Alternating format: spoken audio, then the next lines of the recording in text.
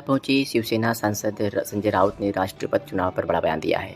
आम आदमी पार्टी के सांसद संजय सिंह के शरद पवार की मुलाकात पर संजय राउत ने कहा कि शरद पवार देश के सबसे बड़े नेता हैं। शरद पवार इस देश के आज के सबसे अनुभवी नेता हैं। संजय राउत ने कहा कि कल 15 तारीख को दिल्ली में पश्चिम बंगाल की मुख्यमंत्री ममता बनर्जी ने गैर भाजपा शासित प्रदेशों के नेताओं को बैठक बुलाई है। बैठक में सर्वसम्मत से राष्ट्रपति पद के प्रत्याशी का चुनाव होगा। शिवसेना के नेता भी बैठक में रहेंगे। शरद पवार राष्ट्रपति पद के लिए सर्वसम्मत से चुने जा सकते हैं। संजय राउत ने कहा कि देश को राष्ट्रपति सच चाहिए तो शरद पवार है, रबर स्टैम्प चाहिए तो बहुत से नेता देश में हैं। वहीं दूसरी तरफ राहुल गांधी और सोनिया गांधी के ईडी की पूछताछ पर संजय राउत ने कहा कि सिर्फ कांग्रेस को ही नहीं, सभी विपक्षी दलों को इस मामले पे हमलावर होना चाहिए। जो राजनीतिक दल या नेता सच पूछने की हिम्मत करते हैं या सवाल करते हैं, उनके खिलाफ केंद्रीय जांच एजेंसी माध्यम से उत्पीड़न होता है, जो देश के लिए ठीक नहीं है। नरेंद्र मोदी के ट्वीट पर कि 1.5 साल में 10 लाख लोगों को नौकरी देंगे, संजय राउत ने प्रधानमंत्री के इस बयान का स्वागत किया है। संजय राउत ने कहा कि प्रधानमंत्री ने पहले भी 2 करोड़ नौकरी देने का वादा किया था। भाजपा के लोगों ने तो 5 करोड़ रोजगार देने को कहा था। प्रधानमंत्री अपने इस 10 लाख रोजगार देने के वादे पर कायम रहे। दरअसल महाराष्ट्र के मुख्यमंत्री उद्धव ठाकरे के पुत्र आदित्य ठाकरे कल अयोध्या के दौरे पर हैं। वे लगभग 2 बजे अयोध्या पहुंचेंगे, सीधे जाएंगे रामनगर इस्कॉन मंदिर, जहां वे पूजा अर्चन करेंगे, भोजन भी वहीं पर ग्रहण करेंगे। 2:30 बजे पहुंचेंगे होटल पंचशील, 3:30 बजे प्रेस कॉन्फ्रेंस करेंगे, 4:30 बजे हनुमानगढ़ी मंदिर का दर्शन करेंगे और 5 बजे रामलला का दर्शन करेंगे। 6 बजे लक्ष्मण किला पहुंचेंगे, 6:45 पर सरयू आरती करेंगे। 7:30 बजे आदित्य ठाकरे लखनऊ के लिए रवाना होंगे। आदित्य ठाकरे के साथ में 1200 यानी 1200 शिव सैनिक होंगे, जो अलग अलग माध्यमों से अयोध्या पहुंचे। देखिए, शरद पवार साहब इस देश के बड़े नेता हैं। शरद पवार साहब इस देश के आज के सबसे अनुभवी नेता हैं। और जब इस प्रकार का चुनाव आता है या इस प्रकार की कोई स्थिति पैदा होती है, तो हम सब लोग पवार साहब से मार्गदर्शन लेने के लिए उनके वहाँ पहुँचते हैं। कल 15 तारीख को दिल्ली में एक बैठक हो रही है, जो ममता बनर्जी ने बुलाई है। पश्चिम बंगाल के मुख्यमंत्री, सभी जो विरोधी दल है, गैर भाजपा शासित राज्य है, सबको बुलाया है।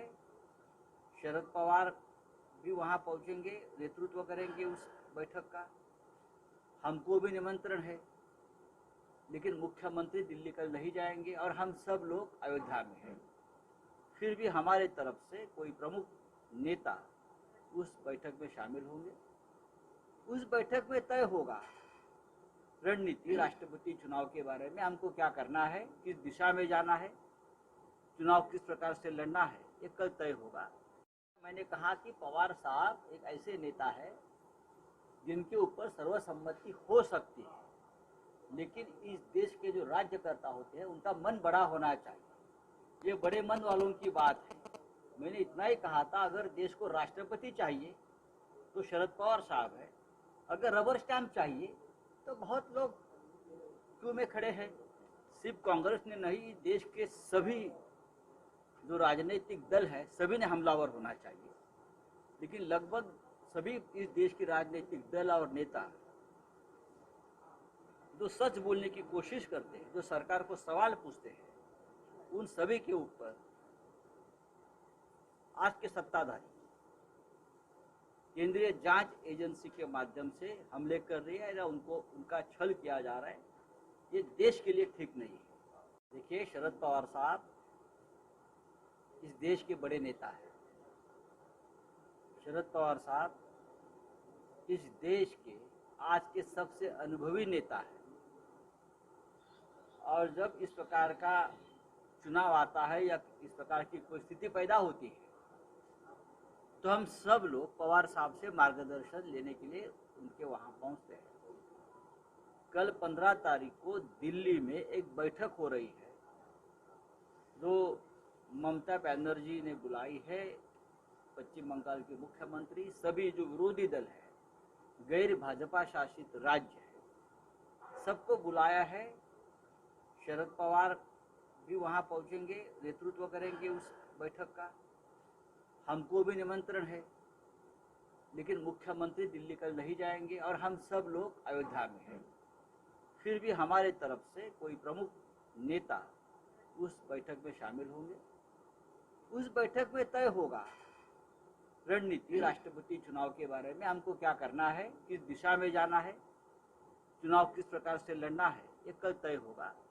मैंने कहा कि पवार साहब एक ऐसे नेता है जिनके ऊपर सर्वसम्मति हो सकती है, लेकिन इस देश के जो राज्यकर्ता होते हैं उनका मन बड़ा होना चाहिए।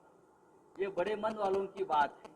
मैंने इतना ही कहा था, अगर देश को राष्ट्रपति चाहिए तो शरद पवार साहब है, अगर रबर स्टैम्प चाहिए तो बहुत लोग क्यों में खड़े हैं। सिर्फ कांग्रेस ने नहीं, देश के सभी जो राजनीतिक दल है सभी ने हमलावर होना चाहिए, लेकिन लगभग सभी इस देश के राजनीतिक दल और नेता जो सच बोलने की कोशिश करते हैं, जो सरकार को सवाल पूछते हैं, उन सभी के ऊपर आज के सत्ताधारी केंद्रीय जांच एजेंसी के माध्यम से हमले कर रही है या उनका छल किया जा रहा है। ये देश के लिए ठीक नहीं है।